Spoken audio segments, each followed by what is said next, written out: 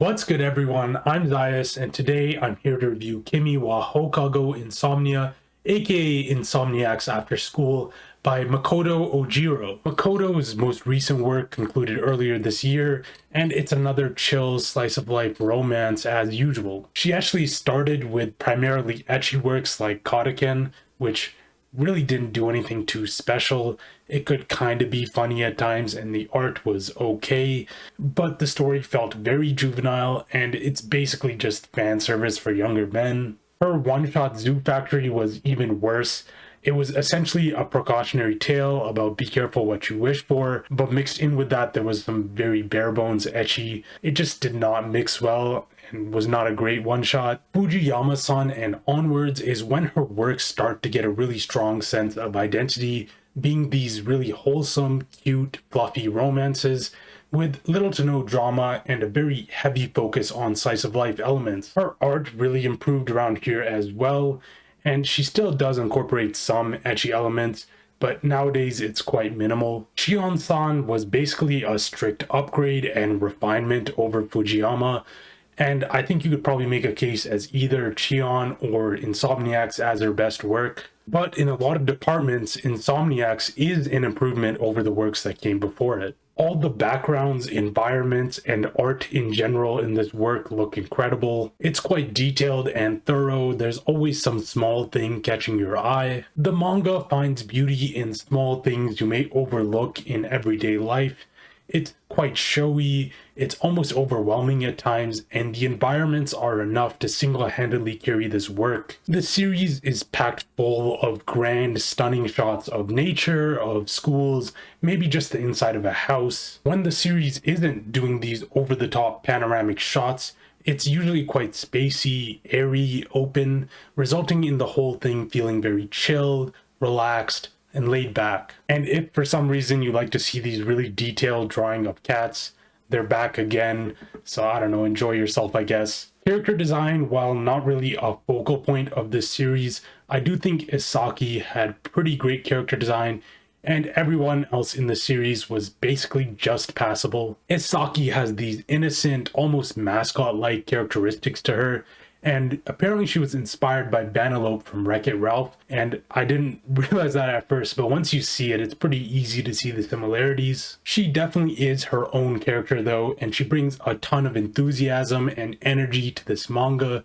She's hitting poses everywhere. She has her signature cowlick. Ojiro's female leads do tend to have somewhat similar looking faces. I don't really blame her for this though, because it does look good, and the characters look distinct enough, so it's not really a problem. Every other character is pretty basic, nothing really awful, but nothing noticeable. It is a slice of life series, so I do have to give it some slack. This is the most that Ojiro has even attempted to write a story. Usually her works are quite free-flowing, sometimes they can even be episodic, but there was clearly an attempt at writing a full, complete story, even though it did kind of feel a little skeletal and bare bones at times. At first, the series does have enough ideas to keep you engaged and keep you wanting more. They're both insomniacs trying to figure that out. They form the astrology club.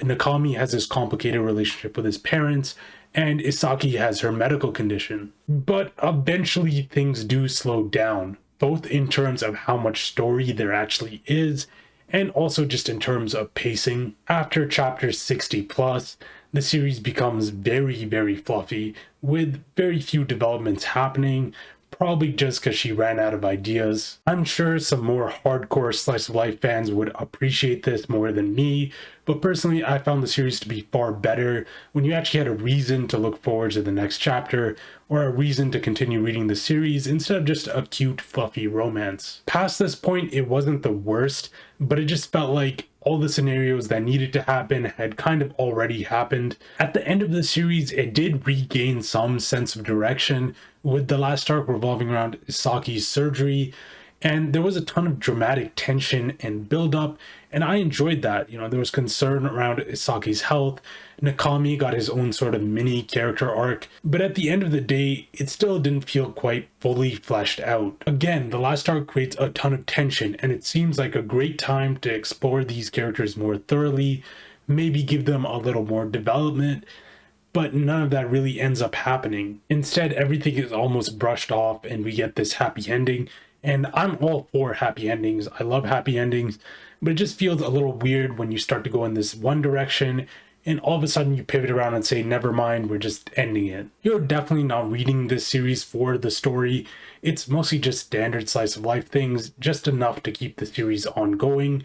But I think it could have been what took the series to the next level, but it just didn't quite get there. I did like that she attempted something different compared to her previous works, so maybe in her next work it'll be even better. There wasn't much comedy in here, there was just a little bit to relieve tension, but I thought this one scene up here was really funny, so I'll just throw it up there. Characters are written well, probably the best out of any of her works. Isaki's this charming, enthusiastic, almost radiant personality who lives every day to the fullest. It's almost a mystery how she has so much energy until we learn about her health complications, which likely pushed her to try to take advantage of every day she has left. Nakami also gets his own development when we realize that the reason why he's a little bit of a loner and quite distant from a lot of people might have been because of his mom leaving him at a young age. Although I did like the characters, I do think there was room to develop them a little more, like I said earlier. Yeah, Asaki and Nakami have gone through some tough times, but how have they really grown through these times, or even just showed any traits which they haven't shown from the start of the series? They've kind of just been the same character all the way through. At their core though, these characters do their job. They're pleasant, they're likable, they have a little bit more to them. They could have just been taken a little further to improve the series. Side characters do get pretty neglected, but it's not as if there was a side character that I wanted to see more of. Most of them are pretty straightforward, and there's not too much interesting about them. I'm pretty satisfied with the manga being about Isaki and Nakami's story rather than the side characters, even if the side characters could have been better. When it comes to the romance in this work, it's a highlight for sure. It's cute, it's innocent, it's warm. It is a high school romance with a little bit of a twist, that twist being they bond over their inability to sleep, and then they decide to go on these silly little adventures. There's solid progression, no issues with pacing, and we get to see them in a ton of different scenarios. The only problem I have is a minor one, which is they never experience any real turmoil or conflict. And although I wouldn't say the ending is a bad ending, I just don't think they resolved the problems presented properly. The series is almost too straightforward for its own good. Nakami is avoiding his problems, right? He's running away, he hasn't talked to her in a while, and then he goes and meets up with her and they resolve this whole thing just through a face-to-face conversation, which I think probably should have been at least a little more emotional. And everything's fine and everybody's happy. Unsatisfying is how I would describe it, and it didn't quite make these complex characters that it was trying to make and be as emotionally stirring as I think it was trying to be. Also, I wish we would have gotten a proper send-off for these characters. Instead, we kind of get this like very ambiguous ending, which is a very minor thing and it doesn't really affect that much, but I very much would have liked to see something more proper than just their faces hidden. Up until chapter 60 to 70, I think the series is great. From 70 to 110 is the weakest part of the series to me. It was really just too free-flowing, too fluffy, not much happening. 110 onwards wasn't the best attempt at an ending, but it was an attempt.